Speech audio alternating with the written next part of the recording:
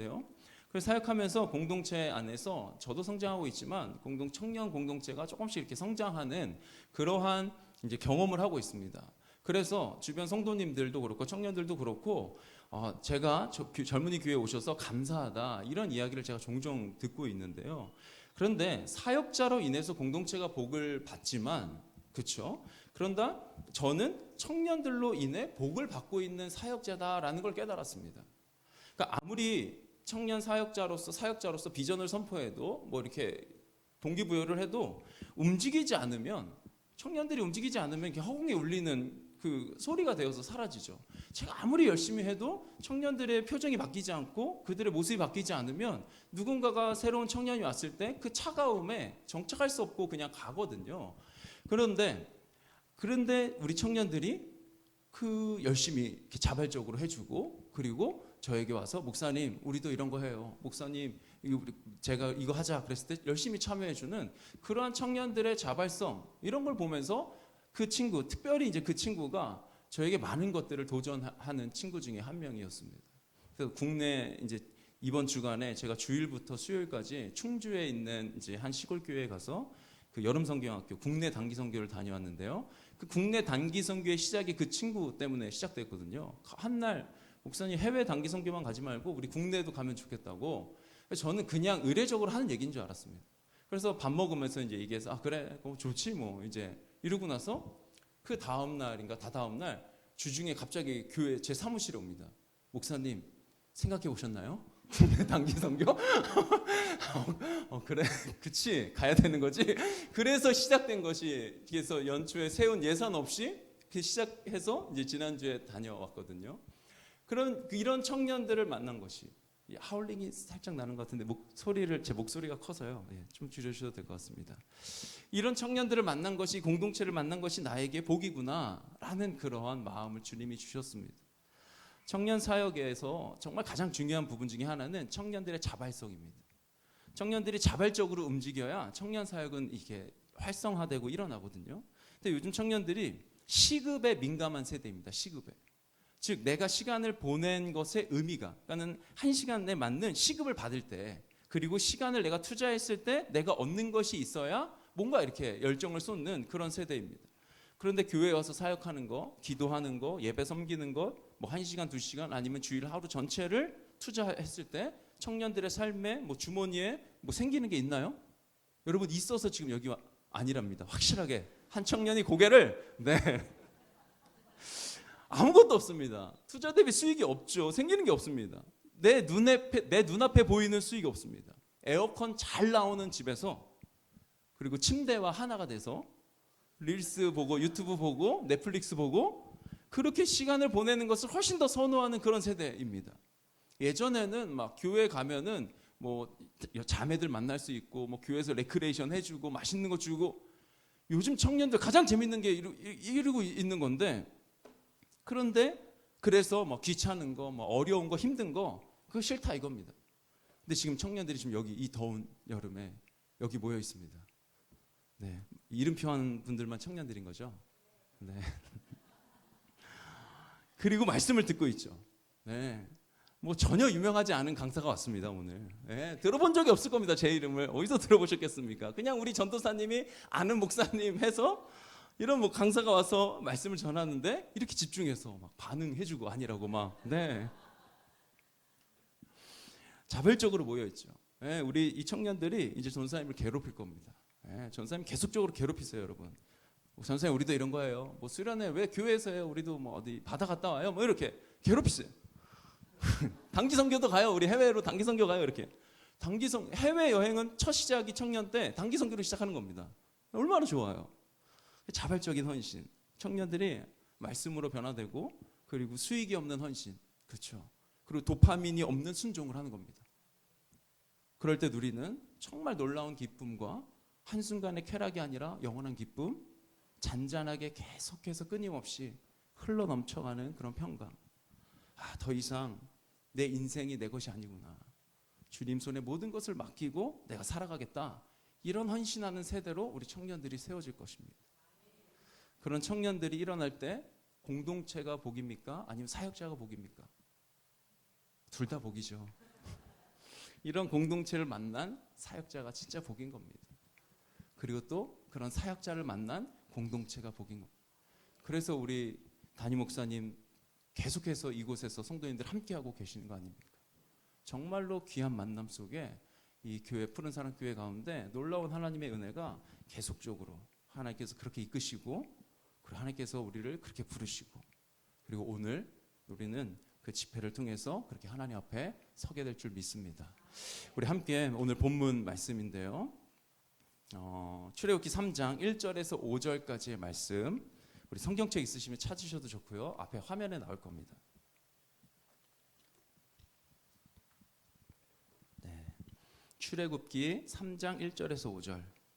제가 이 본문을 선택한 이유는 우리 출애굽기 3장 4절 말씀이 이번 청년부 수련의 주제이기 때문에 제가 1절부터 5절까지의 말씀을 같이 오늘 나누고요, 그리고 내일은 5절 말씀에 좀 더 집중해서 말씀을 전하려고 합니다. 우리 한 절씩 교독하시고 마지막 절은 함께, 홀수절은 제가 읽고 짝수절 우리 성도님들 함께 읽겠습니다. 모세가 그의 장인 미디안 제사장 이드로의 양떼를 치더니 그 떼를 광야 서쪽으로 인도하여 하나님의 산 호렙에 이름에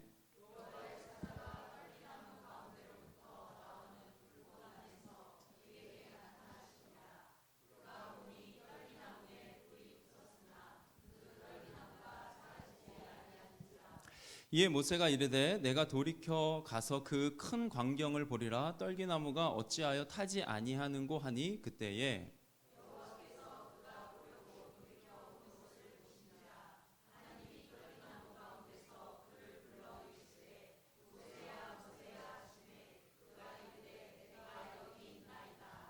우리 다 같이 읽겠습니다. 시작. 하나님이 이르시되 이리로 가까이 오지 말라. 내가 선 곳은 거룩한 땅이니 내 발에서 신을 벗으라. 아멘. 청년부 여름 수련의 주제가 스탠바이인 거 성도님들 다 아시죠? 네, 스탠바이입니다. 그러니까 정식적으로 방송을 시작하기 전에 준비, 또는 뭐 그 준비가 끝났음을 알리는 바에 스탠바이 이러면서 이제 외치는 거 아닙니까? 그리고 스탠바이 다음에는 뭐가 붙죠? 큐, 그렇죠. 큐도 있고 액션 뭐 이런 거 붙지 않습니까? 그래서 준비가 됐으니까 이제 시작하자라고 이제 시작이 됩니다. 그래서 액션이 있기 바로 전 단계가 이제 스탠바이이지 않나. 그래서 오늘 저는 최선을 다해서 그 액션 전 단계에서 준비되어야 하는 그런 마음들, 특별히 모세, 그리고 하나님 오늘 본문인 3장 1절부터 5절 중심으로 하나님 마음을 함께 전하겠습니다. 저도 그랬던 것 같은데요, 우리가 성경 읽을 때 착각하는 것이 하나 있습니다. 그 중에 하나가 뭐냐면 성경의 주인공이 누구인가라는 질문을 던질 때 좀 착각을 합니다. 즉 출애굽기의 주인공은 누구일까요? 그렇죠, 모세라고 해야 될 것 같죠? 지금 아무래도 주제가 출애굽기의 주인공 누구일까요? 모세. 그렇죠. 오늘 우리가 읽은 본문이 이제 하나님께서 모세를 부르시는 장면이고, 이 이전에는 모세가 어떻게 태어났고 태어날 때 시대가 어땠고 이런 내용들이 이제 가득했습니다. 자, 모세를 부르시는 장면, 그리고 대부분의 성도님들은 아실 텐데 출애굽기 모세를 통해서 모세가 앞장서서 하나님의 기적과 능력이 나타납니다. 그래서 모세가 출애굽의 주인공이다라고 이제 우리는 생각을 하죠. 신약 성경에 보면 오병이어 사건 이후에 예수님과 유대인들의 대화를 보면 이런 내용이 나옵니다. 요한복음 6장인데요. 예, 감사합니다. 이제 제가 넘기겠습니다. 감사합니다. 자, 요한복음 6장을 보면 기록된 바 하늘에서 그들에게 떡을 주어 먹게 하였다 함과 같이 우리 조상들은 광야에서 만나를 먹었나이다. 이제 오병이어 사건 때문에 떡에 이제 관심이 있어서 그 예수님께서 어떻게 우리의 배를 계속해서 채워줄까 막 이런 관심하고 있을 때 하늘에서 그들에게 떡을 주어 먹게 했다. 우리 주상들은 광야에서 만나를 먹었다. 32절입니다. 예수께서 이르시되 내가 진실로 진실로 너희에게 이르노니 모세가 너희에게 하늘로부터 떡을 준 것이 아니라 내 아버지께서 너희에게 하늘로부터 참떡을 주시나니. 아멘. 이렇게 예수님께서 그들의 생각을 수정해 주시는데, 무슨 생각을 수정해 주십니까? 모세가 너희에게 하늘로부터 떡을 준 것이 아니다라는 겁니다. 모세가 기도하니까 떡이 생겼고 만나가 생겼고, 기도하니까 메추라기, 반석을 치니까 물이 나왔죠. 그러니까 이스라엘 백성들 그들의 역사 속에 모세가 주인공이고, 모세는 위대한 선지자고, 모세가 어떻게 보면 하늘에서 만나를 내려준 신이라고 여길 정도로 지금 그들의 생각 속에 있었습니다. 그러니까는 예수님께서 모세가 준 거 아니야? 내 아버지께서 너희에게 허락한 거야? 라고 고쳐주시죠. 자, 그래서 모세가 주인공이다. 뭐 여호수아가 주인공이다. 다윗이 주인공이다. 이렇게 이야기합니다. 근데 정확히 말하면 성경의 주인공은 하나님 한 분이십니다. 하나님의 의지로 하나님께서 행하시는 하나님의 사역에 누가 순종했습니까? 모세가 순종한 것뿐입니다. 하나님이 이루어 가시는 그 사역에 하나님의 일하심에 다윗이 순종했고 여호수아가 순종했습니다. 순종으로 반응할 때 하나님께서 일하심을 경험합니다. 하나님이 주인공이 되셔서 하나님의 사역을 이끌어 가시죠. 하나님은 어느 누구의 도움 없이도 그렇죠. 기적을 행하시는 분이 하나님이십니다. 하나님 그런 분이십니다. 그러니까 전혀 예상하지 못한 방법으로 일을 하십니다. 하나님. 그런데 하나님은 대부분의 경우 사람을 통해서, 공동체를 통해서, 그리고 교회를 통해서 일하십니다. 그렇기 때문에 사람을 부르시고 사람을 준비시키시고 그리고 순종으로 준비하는 자를 하나님이 사용하시는 겁니다. 공동체, 그런 교회를 부르십니다. 부르셔서 하나님의 일하심에 주님이 초대하십니다. 모세가 태어난 시대는 광기의 시대라고 말할 수 있습니다. 그러니까 모세는 애굽, 이집트라는 나라에서 태어났죠. 그러니까 모세의 민족인 이스라엘은 이집트의 종으로 노예로 살아가고 있었던 그러한 때에 이제 모세가 태어났습니다. 원래 이스라엘 민족은 이집트에서 노예가 아니었죠. 처음에 그들이 그 땅에 이주했을 때는 노예가 아니었습니다. 오히려 그들을 이렇게 우대해주고 선대해주고 당신들의 도움으로 우리가 살고 있다. 그게 요셉이 중심이었는데 그러한 민족이었습니다. 자, 그러나 시간이 흘렀고 요셉으로부터 받은 이스라엘 민족을 통해 얻은 은혜를 잊게 되고 그리고 자신들의 땅에 와서 살고 있는 애굽 땅에 이집트 땅에 와서 살고 있는 그 히브리 민족이 점점점 숫자가 많아지고 이들은 왜 여기서 살고 있지? 그러면서 이들을 노예로 부리기 시작했습니다. 그러니까 히브리 민족이 종이 된 것입니다. 노예로 살아가는 그들의 숫자가 그냥 어느 수준에서 머물고 그냥 노예로 부리기 딱 좋은 수준에서 그냥 지내면 좋겠는데 그들의 숫자가 어떻게 됩니까? 점점 늘어나는 겁니다. 애굽에 살고 있는 사람들의 숫자보다 더 늘어나는 것처럼 그 늘어난 숫자가 아주 계속해서 그러니까 하나님께서 아브라함을 통해서 약속하셨던 그 약속이 성취되는 그러한 현장일 것입니다. 하늘의 별과 같이 땅의 모래와 같이 그 수많은 민족 이 백성들이 계속해서 늘어나고 있습니다. 자, 그러다 보니까 야, 우리보다 얘네가 센데 이러한 이제 두려움이 생기기 시작하는 겁니다. 야, 이러다가 이들이 다른 민족과 합세해서 우리를 치면 어떡하냐?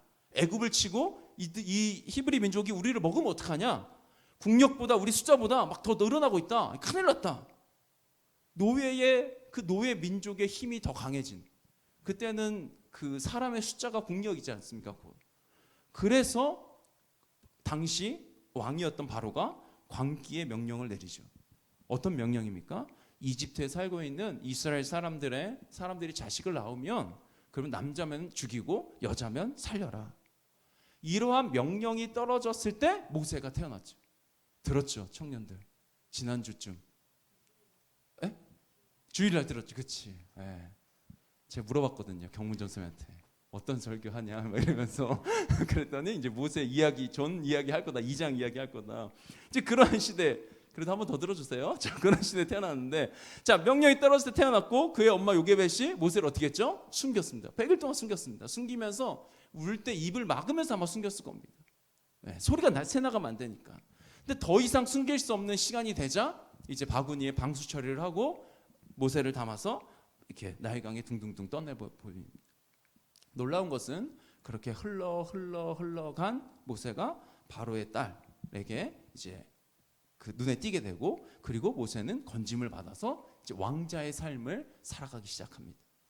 자, 시간이 흘렀고 모세가 어른이 되었죠. 하지만 공주의 양아들이라는 그 입지, 그렇죠? 그리 탄탄하지 않았을 것입니다. 그리고 출생의 비밀이 있지 않았습니까? 이 애굽에서 왕자로 살지만은 히브리인이라는 그 출생의 비밀. 그래서 그 신분도 숨겼을 가능성이 높지 않을까 생각해 볼 수 있습니다. 즉 모세의 내면은 어떻습니까? 불안한 내면을 가지고 있는 거고 그리고 왕궁의 다른 가족과 다른 이질감, 왕궁의 가족이라고 같이 살아가는데 그들의 모습과는 다른 이질감을 갖고 살아갔던 삶이 바로 모세의 삶이었을 것입니다. 자, 그러다가 모세가 의도적으로 이제 왕궁 밖을 나가는 것 같습니다. 자신의 동족인 그 히브리인들이 어떻게 살아가고 있는지 확인합니다. 그는 자신이 히브리인이라는 분명한 의식이 있었을 것입니다. 왜 그러냐면 젖을 뗄 때까지, 그러니까 어느 정도 클 때까지 그 어머니에게 가서 젖을 물리고 어린 시절을 성장했거든요. 그리고 성장하면서 분명히 들었을 것이고, 그리고 이집트 왕궁에 살면서도 다른 이질감 속에 자신의 존재, 자신의 근원을 분명히 찾았을 것입니다. 그래서 자신의 동족인 히브리인들이 어떻게 살아가는지 그는 확인하고 싶었던 것입니다. 자신이 히브리 사람이라는 분명한 의식을 갖고 있지만, 그 의식을 갖고 있지만 왕족입니다. 내가 있어야 할 곳이 아니라는 마음을 품은 채 불편하게 살아가고 있는 모세. 그래서 자주 시간을 내서 내 동족들이 어떻게 살아가고 있는지, 그러면서 그들이 이야기도 들어보고 때로는 현장에 나가고, 그렇게 현장에 나가요. 근데 나갈 때마다 그 동족에 대한 이야기를 들을 때마다 할 수 있는 건 아무것도 없습니다. 동족의 아픔과 온갖 고난 속에 그들이 고된 노동을 하고 있는 내 동족인데 정작 자신은 왕궁에서 살아가는, 그렇다고 입지가 견고한 것도 아닌 그런 불안함 속에 살아가는 그러한 처지. 그러니까 북의 영화는 누리고 있지만 마음이 불편한 그러한 상황의 모세입니다. 자, 그러다가 사건이 터지죠. 동족 히브리 사람이 부당하게 매를 맞고 있는 모습을 보고 갑자기 이 지금까지 눌러왔던 복잡했던 그 감정이 폭발했고 이집트 사람을 죽여서 숨겨버립니다. 그러니까 어쩌면 의도적으로 죽이고 아주 잘 숨겼을지 모르겠습니다. 그러나 곧 완전 범죄는 없기에 발각되죠. 그 발각되는 것도 누구에 의해서? 자신의 동족에 의해서 발각됩니다. 바로는 모세를 죽이려고 찾았고 결국 모세는 바로의 손이 닿지 않는 미디안 광야로 도망쳐서 이제 새로운 인생을 살기 시작하는데요. 그 새로운 인생을 살다가 만난 장면이 어디입니까? 오늘 출애굽기 3장 1절입니다. 우리 출애굽기 3장 1절 말씀 보겠습니다. 모세가 그의 장인 미디안 제사장 이드로의 양떼를 치더니 그 떼를 광야 서쪽으로 인도하여 하나님의 산 호렙에 이르매. 아멘. 지금 모세가 무엇이 되었나요? 모세가 뭐가 됐죠? 모세가 뭘 합니까? 양떼를 칩니다. 근데 자신의 양을 치는 것이 아니라 장인 이드로의 양떼를 치고 있습니다. 그러니까는 처가살이 하면서 광야에서 만난 그 여인과 살면서 처가살이 하면서 목자가 되었습니다. 자, 양떼를 몰고 먼 길을 갑니다. 여기저기 미디안을 다니지 않았겠습니까? 그래서 좋은 풀이 있는 곳으로 양떼들을 데려가고 그 다음에 쉴만한 물가가 있는 곳으로 그 양떼들을 데려갔을 것입니다. 그러니까 목자로서 역할을 아주 탁월하게 할 수 있는 이제 양치기 프로 목자가 이제 모세가 그런 목자가 되었습니다. 즉 하나님은 모세가 할 수 있는 유일한 일, 모세가 내밀 수 있는 자격증이라고 말할 수 있는 거, 그게 이제 딱 두 가지. 그게 뭐죠? 다음 페이지입니다. 그건 바로 목자의 마음. 양들을 데리고 쳤기 때문에 목자의 마음을 그가 내면적으로 가졌을 것이고, 그리고 그가 완벽하게 그리고 있는 게 있는데 그게 뭐냐? 광야 내비게이션입니다. 광야 지도.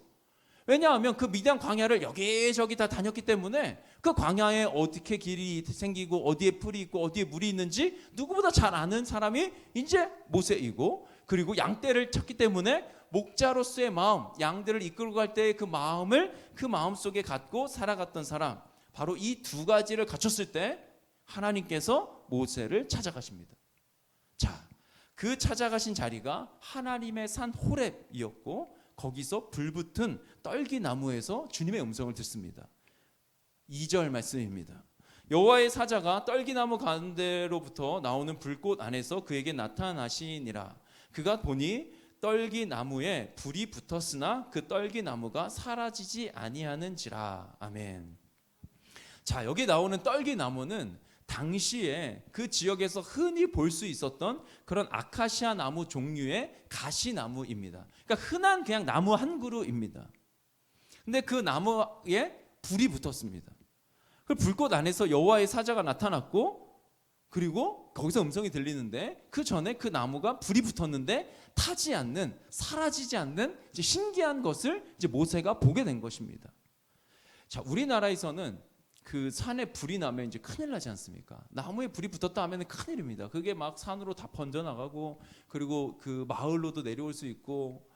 제가 이번에 청년들과 수련회를 그 옥계에 다녔습니다. 강릉 옥계에 갔다 왔는데 그 옥계에 봤더니 산이 이렇게 나무들이 있다가 중간중간에 그냥 잔디밭 같이 그런 데가 있는 겁니다. 그래서 저기는 왜 저럴까? 골프장도 아닌데 왜 저렇게 되어 있을까 했더니 그 몇 해 전에 그 강원도 지역에 아주 큰 산불이 났을 때 그때 탄 자리들, 그러니까는 엄청나게 많은 양들이 타고 이쪽이 타고 이제 다 사라지고 거기에 이제 나무들을 심고 이제 막 자라기 시작하는 이제 그런 모습을 봤는데요. 우리나라는 그처럼 산에 나무에 불이 붙었다, 진짜 큰일입니다. 특히 건조하고 바람 많이 불 때는 난리 나지 않습니까? 그런데 호렙산에서는 이게 신경 쓸 일이 아닙니다. 왜냐하면 나무가 여기 한 그루 있고 그 다음에 또 떨어져서 여기 한 그루 있고 거리가 있기 때문에 아무리 이제 불이 붙어도 뭐 전혀 문제될 거 없고 그냥 붙어서 그냥 나무 한 그루 타고 이제 사라지는 거죠. 그 나무에 왜 불이 붙냐? 하도 건조하고 햇볕이 뜨거우니까는 수분이 말라서 이제 불이 붙어서 그냥 나무 한 그루가 호로록 타는 일. 모세가 이거를 한 번 받겠습니까? 두 번 받겠습니까? 여러 번 받겠죠. 몇 번 맞는지 모르지만 그냥 일상을 살아가다가 만난 그냥 한 장면일 것입니다.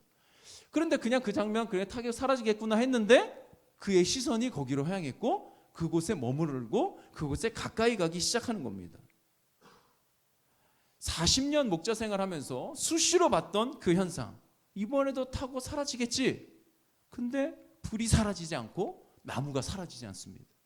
그래서 모세가 양을 두고 좀 더 가까이 간 겁니다. 조금 더 가까이 갔어. 이 도대체 어찌된 일인가? 야, 이거 무슨 일인가? 그 호기심에 가까이 갔을 때 주님의 음성이 들립니다. 지금 모세가 일상을 살아가고 있습니다. 일상의 자리를 살아가고 열심히 그냥 양치기 하며 광야를 돌아다니다가 하나님의 산 호렙에 이르렀습니다. 그런데 그곳에서 일상 중에 갑자기 평소에 보던 광경을 봤는데 그 광경이 조금 다르자 집중했고 더 가까이 갔고 그리고 거기서 들려오는 음성을 들은 것입니다. 우리 청년들, 하나님께서 특별한 때에 특별한 은혜를 주시고 특별한 말씀을 허락하십니다. 그런데 주님과 가까이 주님의 말씀에 귀 기울이며 살면은 일상에서 하나님이 우리를 부르시는, 일상에서 만나주시는 그 하나님을 우리가 반드시 느끼고 누릴 수 있습니다. 그것을 기대하면서 하루하루를 살면 좋겠습니다. 자, 호기심에 가까이 갔을 때 4절 말씀입니다. 여호와께서 그가 보려고 돌이켜 오는 것을 보신지라 하나님이 떨기나무 가운데서 그를 불러 이르시되 모세야 모세야 하시매 그가 이르되 내가 여기 있나이다. 아멘. 갑작스러운 부르심이죠. 지금까지 하나님이 말씀이 없으셨습니다. 하나님과 깊은 교제 속에서 주님의 음성을 듣고 모세가 목자 일을 했다. 단 한 구절도 없습니다. 그냥 그는 최선을 다해서 살았을 것입니다. 단 한 절에도 하나님이 모세가 광야 그 애굽 땅에서 도망쳐 나온 뒤에 하나님께서 계속해서 모세와 동행하면서, 요셉은 그러지 않았습니까? 요셉은 종으로 팔렸을 때 감옥에 갔을 때 여호와께서 함께 하심으로 그가 형통했다라고 기록되어 있거든요.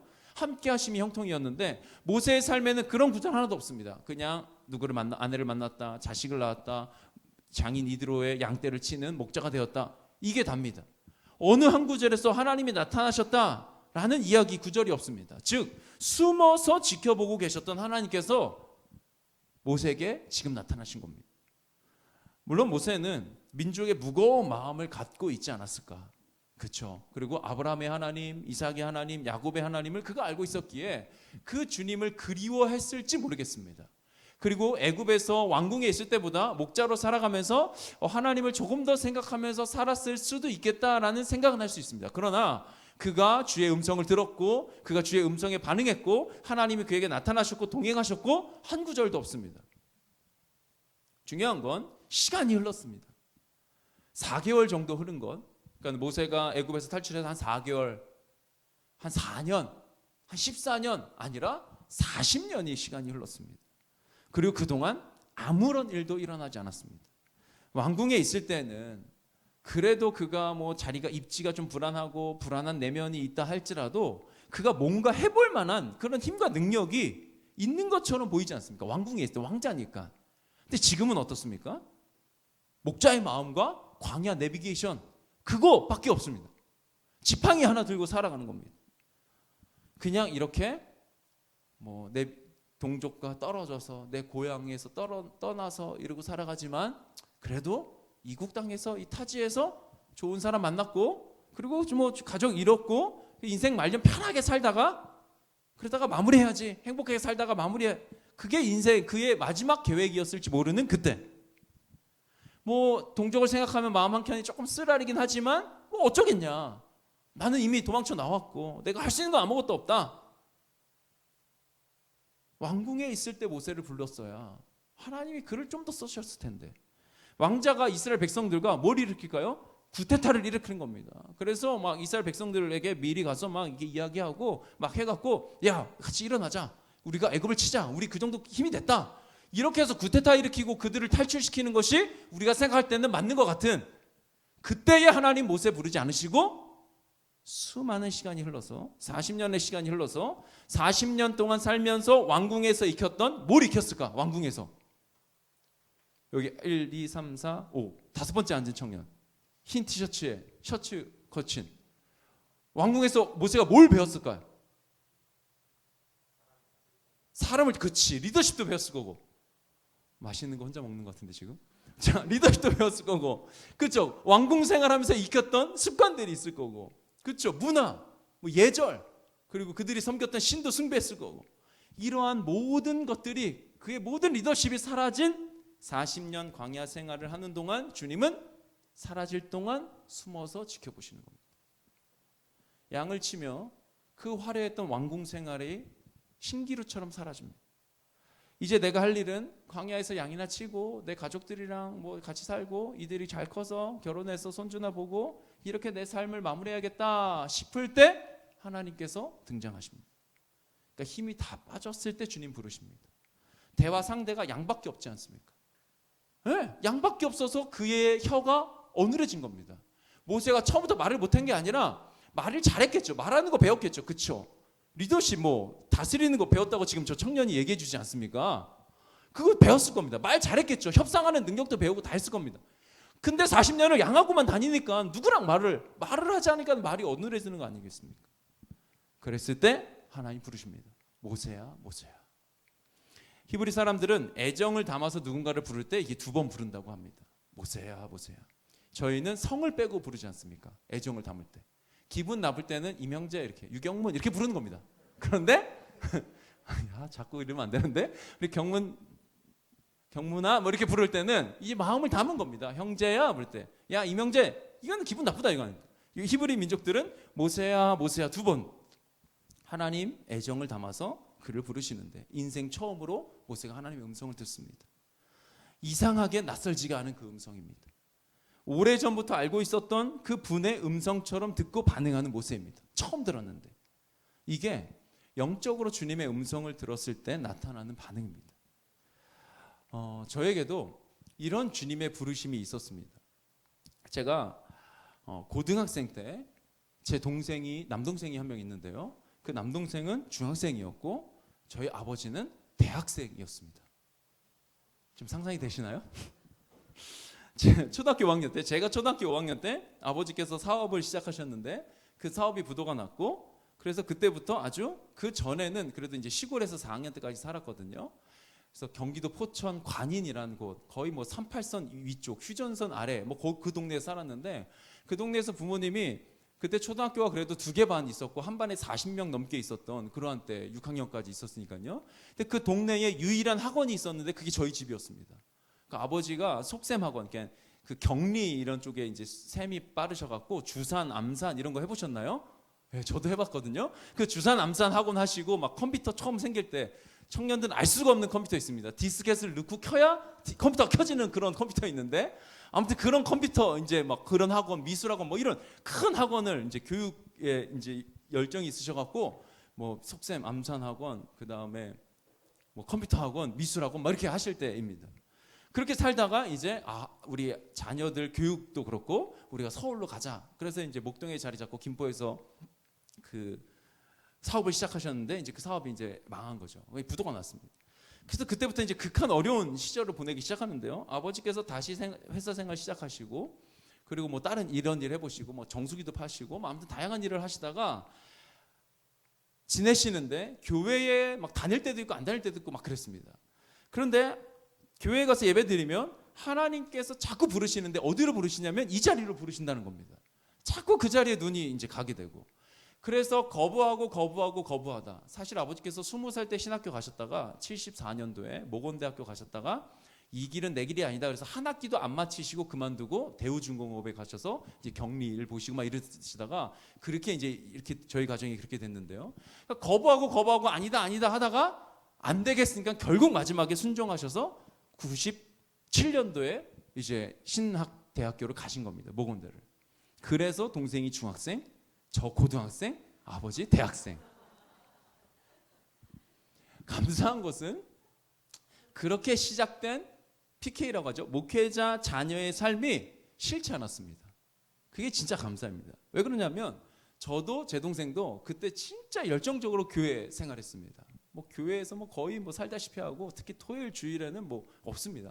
그냥 교회에서만 우리 푸른 사랑 교회 그럴 수 있을 것 같습니다. 막 그 도서관도 있고 막 카페도 있고 뭐 교회에 막 없는 것도 있겠지만 없는 것 같은 그런 여기서 막 얼마든지 뭐 잠도 잘 수 있고 그렇게 자랑하더라고요. 샤워 시설 다 돼 있고 뭐 다 잘 수 있다고 이러면서 전도사님이 그런 교회 뭐 얼마든지 뭐 그렇지 않습니까? 이제 그때 그랬습니다. 그렇게 지냈는데 그리고 그때 제가 주님을 만나고 주님의 사랑을 깨닫고 눈 뜨고 조금씩 반응했던 시기가 이제 그때인 것 같습니다. 다녔던 교회에 그 동대문구에 있는 교회인데 그 아파트로 이렇게 둘러싸여 있고 그리고 그 가운데 교회가 있고 그 교회 바로 앞에 파출소가 있었습니다. 아직도 그게 선한데 그래서 그 당시에도 이제 교회가 문을 잠그는 교회들이 있었는데 우리 교회는 문을 잠그지 않습니다. 그래서 지금 생각할 때 왜 문을 안 잠갔을까 했는데 그 앞에 파출소가 있으니까 그러니까 누가 간 큰 도둑이 그냥 파출소 앞에 있는 교회에 들어가겠습니까? 그래서 문이 항상 열려 있었고 2층이 본당이었습니다. 그래서 언제든지 교회 가서 기도를 할 수 있습니다. 그래서 학교 갈 때는 지각하니까 급하게 가는데 학교에서 집에 올 때 자연스럽게 교회 들려서 드럼도 치고 그리고 기도도 좀 하고 교회에 있다가 오고 본당에서 이렇게 나는 냄새도 좋았습니다. 저는. 아무튼 그래서 이제 교회를 그렇게 좋아했는데 그래서 그날도 이제 항상 문이 열려 있어서 제가 고2 때로 기억합니다. 고등학교 2학년이나 1학년이나 2학년, 고3은 아니었던 것 같고요. 고2 때로 기억하는데 그냥 마음이 왜 그랬는지 모르겠는데 뭐 여러 가지 이유가 있었겠죠. 고등학교 2학년 때 그렇죠. 경험들 했을 겁니다. 어떤 경험이냐면 하수구가 이렇게 꽉 막힌 듯한 내 마음에 이렇게 뭔가 이렇게 묵직한 것이 있는데 오물이 막 이렇게 막혀 있는 듯한 그런 답답함, 온갖 구정물과 이제 더러운 오물이 막 내 마음속을 떠다닌 것 같은 이제 그러한 상황 속에서 제 마음이 그랬는데요. 그래서 그때도 그냥 여느 때처럼 저녁 때였습니다. 어두운 때 그냥 교회를 갔습니다. 교회를 가면은 이제 십자가가 있었고 그 교회에는 십자가의 불은 항상 들어와 있었습니다. 뒤쪽에 이제 배경의 불이. 그래서 이제 저 뒤쪽에 앉아갖고 그때도 이렇게 예배당이 하나 둘 셋 네 분단으로 되어 있었습니다. 그래서 저 뒤쪽에 앉아갖고 이제 앞에 있는 십자가를 보고 켜져 있는 십자가를 보고 그냥 앉아 있었습니다. 그러니까 정확하게 제가 막 울부짖고 기도하고 막 눈물이 나고 이랬던 기억이 없습니다. 그냥 앉아서 기도를 했는지 안 했는지도 잘 모르겠습니다. 근데 그 자리에 앉아 있었고 주님을 생각했겠죠. 십자가를 바라봤겠죠. 그럴 때 들렸던 제 마음의 음성. 모세야 모세야 주님 부르셨던 것처럼 형제야 주님의 음성이 제 마음속에 들려옵니다. 그리고 내가 너를 사랑한다 라는 그 음성 하나였습니다. 분명한 내 마음의 음성으로 주님께서 제 마음을 터치하셨고 그럴 때에 제 마음속에 꽉 찬 그 구정물 내려가지 않아서 머리카락들에 막혀 있었던 물이 내려가지 않은 그 오물이 확 뚫려서 내려가는 그러한 시원함을 경험했습니다. 주님은 우리를 이렇게 부르십니다. 하나님 우리와 대화하기 원하시는 분이십니다. 근데 놀라운 건 하나님이 모세만 부르고 다윗만 부르고 뭐 엘리야만 부르지 않습니다. 이 앞에선 저만 부르지 않으셨습니다. 누구를 부르십니까? 오늘 이 자리에 함께하고 있는 성도님들, 특별히 우리 청년들 주님이 부르십니다. 모세는 그 음성이 누구의 음성인지 한 번에 알아차렸습니다. 왜 그렇습니까? 그가 들어온 것이 있기 때문입니다. 그가 알고 있던 것이 있기 때문입니다. 그렇기 때문에 하나님의 음성이 들렸을 때 주님이 나에게 말씀하시는구나, 그가 깨달았습니다. 사랑하는 청년들, 지금 신앙생활을 하고 있습니다. 코로나 이후에 교회에 와서 신앙생활 한다는 거 진짜 엄청난 일입니다. 그리고 대부분의 교회들이 다 힘들다, 어렵다, 청년들이 없다, 뭐 이런 상황입니다. 대부분. 그런데 얼마나 감사합니까? 우리 청년들이 이 자리를 지키고 있습니다. 오늘 주님께서 부르십니다. 우리 청년들을 부르실 겁니다. 청년 부르실 때 여러분들 알 겁니다. 이게 주님의 음성이구나. 주님이 나를 이렇게 만지시는구나. 왜 압니까? 지금까지 예배드리고 기도하고 찬양하면서 말씀 들으면서 여러분 속에 분명히 주님의 일하심과 역사하심이 있기 때문에 오늘 주님이 부르실 때, 오늘뿐만 아니라 일상에서 부르실 때 우리는 분명히 알아차릴 수 있습니다. 그때 우리가 뭐라고 대답해야겠습니까? 예, 제가 여기 있습니다. 야복강에서 하나님이 야곱에게 야곱아 야곱아 부르셨을 때 야곱의 답, 예, 주님, 제가 여기 있습니다. 예언자 이사야가 하나님의 부르심을 받았을 때에도 이렇게 대답합니다. 절대자이신 하나님 앞에서 피조물이 우리가 드릴 수 있는 최선의 답, 제가 여기 있으니 주님 마음대로 하십시오. 이것이 우리의 고백입니다. 오늘 우리는 이 고백을 하기 원합니다. 주님, 제가 여기 있습니다. 주님 마음대로 하십시오. 우리가 어떻게 이 고백을 할 수 있겠습니까? 우리가 믿는 하나님이 선한 목자이시기 때문입니다. 그분이 우리를 가장 잘 알고 계시는 분이기 때문입니다. 그분은 말씀을 통해서 우리에게 반복해서 주님 말씀하시기 때문입니다. 그런데 내 모습을 보면, 하루하루 살아가는 내 삶의 처지를 보면, 내 상황을 보면, 그리고 하나님이 나를 사랑한다 하시는데 뭐 예배 수없이 드려왔는데, 뭐 기도도 해봤는데, 뭐 말씀도 혼자 읽어보려고 했는데, 찬양도 했는데, 교회 봉사도 하는데, 그런데 내가 살아가는 주일 교회에 와서 이런 예배 시간에 내 모습 말고 일상을 살아가는 청년으로서, 어떤 청년? 예수 믿는 청년으로서 살아가는 내 모습을 보면, 내 상황을 보면, 내 처지를 보면 예수 믿기 때문에 안 하는 것도 없고 예수 믿기 때문에 하는 것도 없는 내 인생, 주님 앞에 도무지 내세울 것이 없고 내 이름 부르실 때 내가 어떻게 여기 있다고 고백할 수 있겠나? 도망쳐야 되고, 주님 저는 여기 있다고 고백할 수 없습니다. 하나님 맘대로 하십시오? 아니, 저는 제 맘대로 살아가고 싶습니다. 이게 솔직한 내 인생의 내 고백인데, 이런 고백 앞에 주님이 우리를 부르실 때 어떻게 마음대로 하십시오? 아니, 하나님, 저는 하나님이 저를 부르실 수 없다고 생각합니다. 어떻게 이런 저를 주님 부르시겠습니까? 저의 은밀함을 아시지 않습니까? 제가 주님 앞에 얼마나 정직하지 못한지 주님 아시지 않습니까? 제가 이웃을 사랑하지 못하는 것 주님 아시지 않습니까? 제가 늘 두 마음입니다. 양다리 걸치고 살아갑니다. 주님 주인 아닙니다. 저는 다른 신을 섬기고 있습니다.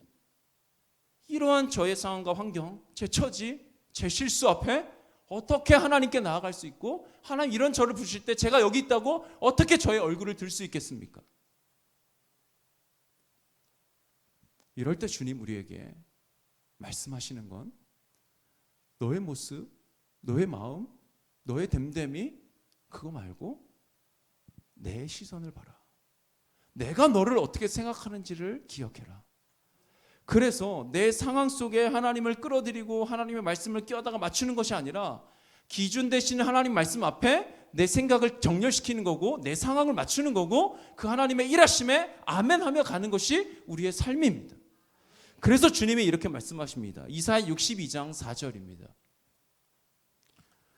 다시는 어느 누구도 너를 두고 버림받는 자라고 하지 않을 것이며, 지금 이스라엘 백성들이 버림받은 자입니다. 버림받아줘야 마땅할 것처럼 느껴지는 그러한 인생들입니다. 근데 주님이 말씀하십니다. 어느 누구도 너를 두고 버림받았다라고 말할 수 없다. 다시는 너의 땅을 일컬어 버림받은 아내라고 하지 않을 것이다.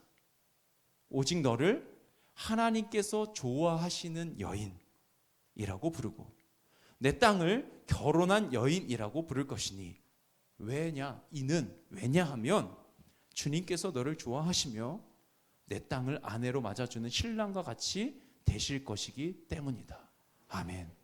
버림받은 자라 마땅하고 버림받은 땅, 버림받은 아내라 마땅합니다.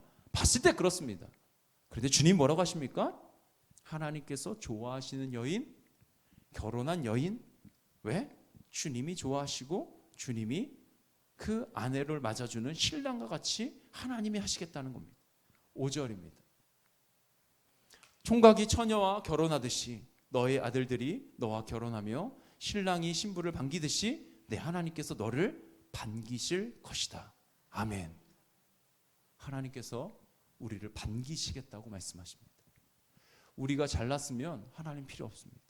우리가 죄인 아니면 예수님 오실 필요 없습니다. 주님은 의인을 부르러 온 것이 아니라 죄인을 부르러 오셨습니다. 예수님은 병자에게 의사가 필요한 것이지 의인의 건강한 자에게는 의사가 필요 없다고 말씀하십니다.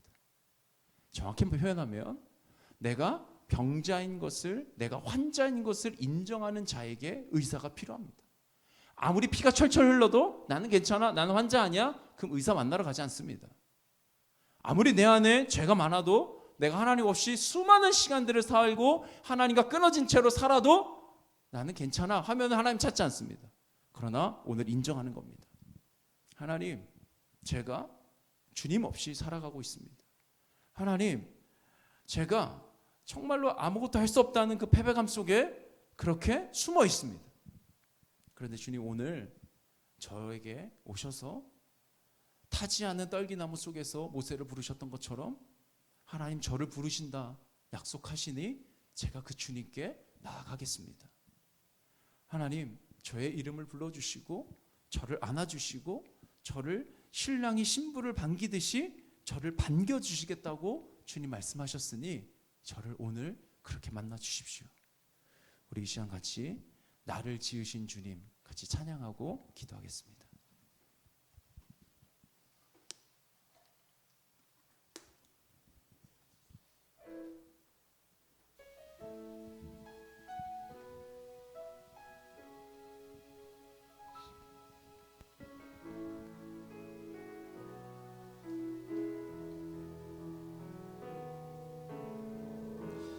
나를 지으신 주님 내 안에 계셔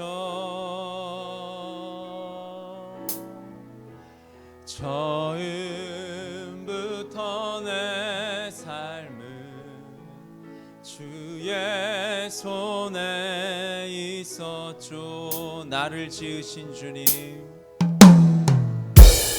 나를 지으신 주님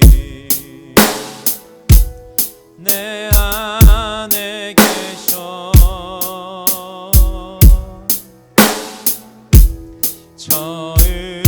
처음부터 내 삶은 그의 손에 있었죠.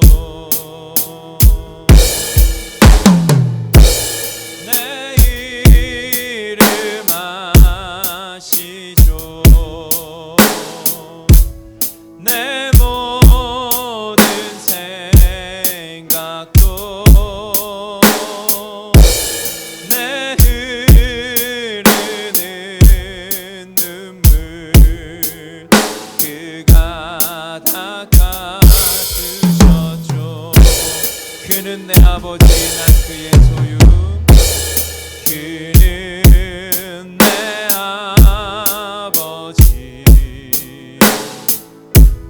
난 그의 소유 내가 어딜 가든지 날 떠나지 않죠.